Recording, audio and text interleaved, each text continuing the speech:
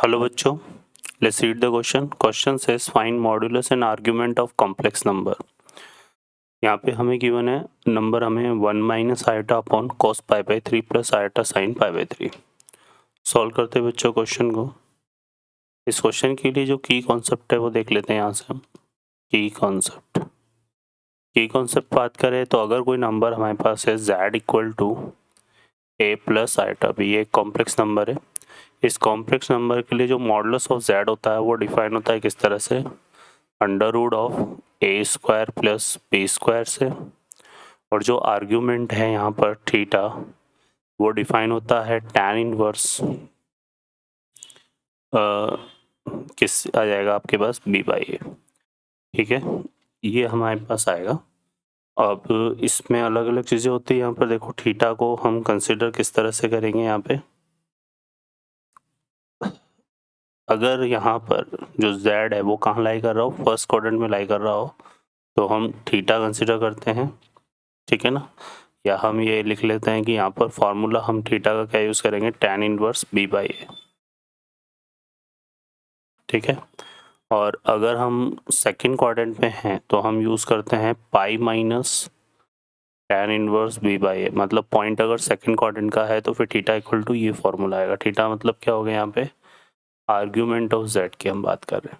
ठीक है, क्लियर है. और अगर पॉइंट आपके थर्ड क्वाड्रेंट में लाई कर रहा है तो फिर थीटा माइनस पाई हो जाएगा. ये मतलब माइनस ये आ जाएगा tan इनवर्स b बाई ए, ये मोड लगाया मैंने, और माइनस का पाई. और अगर थर्ड सेकंड क्वाड्रेंट में है, सॉरी फोर्थ क्वाड्रेंट में है, तो माइनस थीटा यूज़ करेंगे, मतलब minus of tan inverse b by. तो ये फोर्थ क्वाड्रेंट के लिए यूज़ करेंगे और ये थर्ड क्वाड्रेंट के लिए. तो इस तरह से, और ये सेकंड क्वाड्रेंट. तो ये प्रोसेस होता है. सॉल्व करते क्वेश्चन को. इस क्वेश्चन में जो नंबर दिया हुआ है उसको कंसिडर कर लेते हैं पहले. लेट z इक्वल टू क्या है हमारे पास, 1 माइनस आयोटा अपॉन, यहाँ पे देखो क्या है, cos pi by 3. cos pi by 3 cos 60 हो गया, तो इसको हम क्या लिख सकते हैं, 1/2, और plus sine pi by 3 sine 60, जो कि किसके इक्वल होता है, √3/2 के. ठीक है, ये आ जाएगा.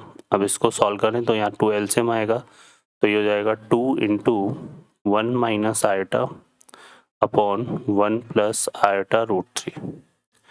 पहले इसको हम देखें, यहाँ पर a प्लस आयोटा b की फॉर्म में कन्वर्ट करेंगे तो उसके लिए इसके कॉन्जुगेट से डिवाइड मल्टीप्लाई करेंगे. तो यहाँ 1 माइनस आयोटा √3 से मल्टीप्लाई और 1 माइनस आयोटा √3 से डिवाइड कर देते हैं. तो यहाँ से देखो क्या आएगा, ये बन जाएगा इक्वल टू 2.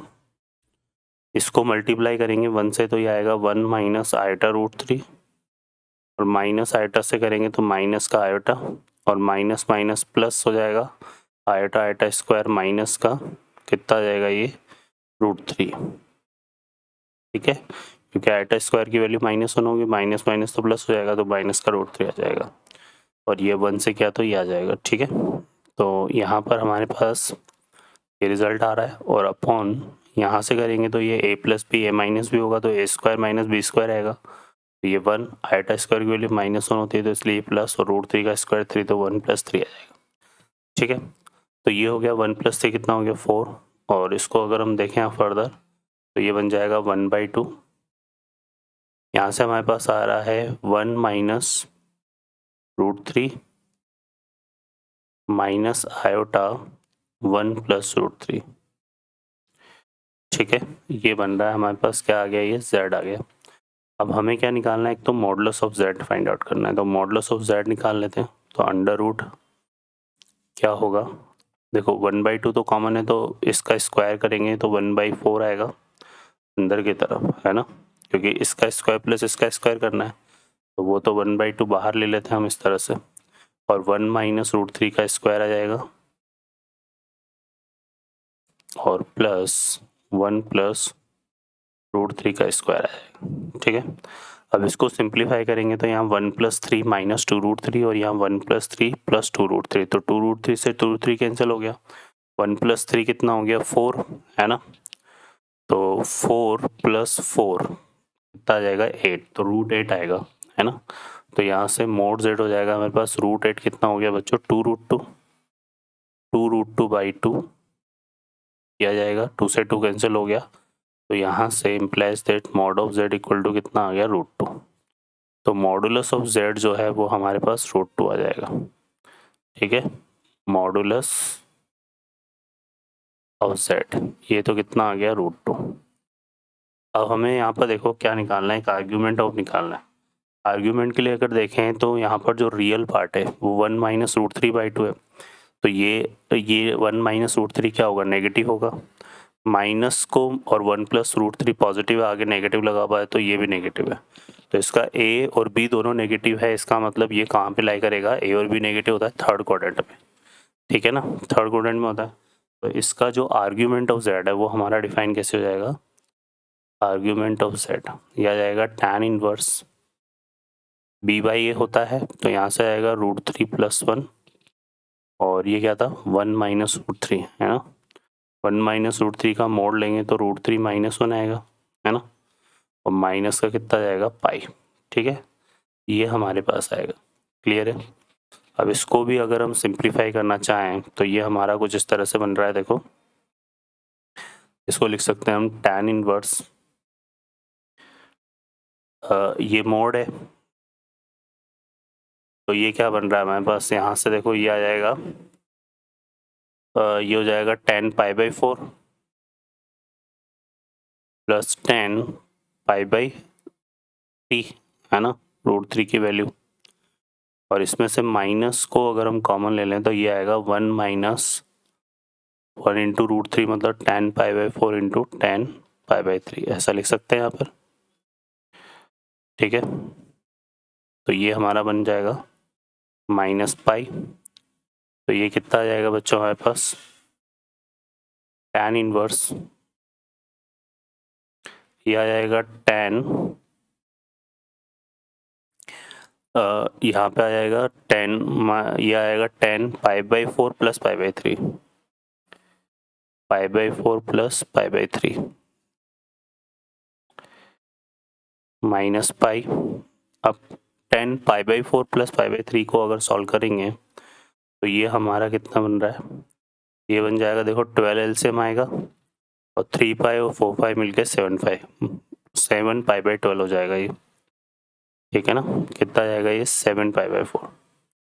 तो tan इनवर्स यहाँ पे हम लिख सकते हैं कितना आ रहा है 10, और ये हो जाएगा 7 π/12,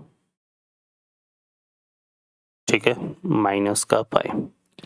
अब 7 π/12 को अगर हम देखें तो क्या होगा ये बन जाएगा आपके पास 12 पाई माइनस 5 पाई, तो पाई tan pi minus theta minus tan theta होता है, तो ये माइनस का 5 π/12 आएगा, ठीक है ना, क्योंकि tan minus theta minus tan theta और माइनस tan इनवर्स माइनस हो जाएगा, तो ये माइनस का कितना आएगा बच्चों, 5 π/12 के इक्वल आ जाएगा ये, और यहाँ कितना है -पाई, ठीक है। फर्दर इसको सॉल्व करेंगे तो ये हो जाएगा 12 और 7 मिलके 17 है ना, तो ये कितना आएगा बच्चों, -17 π/12, तो ये इसका क्या आ जाएगा हमारे पास, आर्ग्यूमेंट आ जाएगा। क्लियर है। तो ये हमारे पास क्या होगा, आर्ग्यूमेंट होगा 17 π/12, ठीक है। तो यहाँ पर हमारे पास आर्ग्यूमेंट ऑफ z जो है, आर्ग्यूमेंट ऑफ z वो बनेगा माइनस का 17 π/12, और मॉडुलस ऑफ z की अगर हम बात करेंगे यहाँ पे, मॉडुलस ऑफ z तो वो हमारा कितना आ रहा था, √2। तो ये प्रॉब्लम हमारी इस तरह से सॉल्व होगी। ओके बच्चों, I hope you understand well, best of luck, thank you.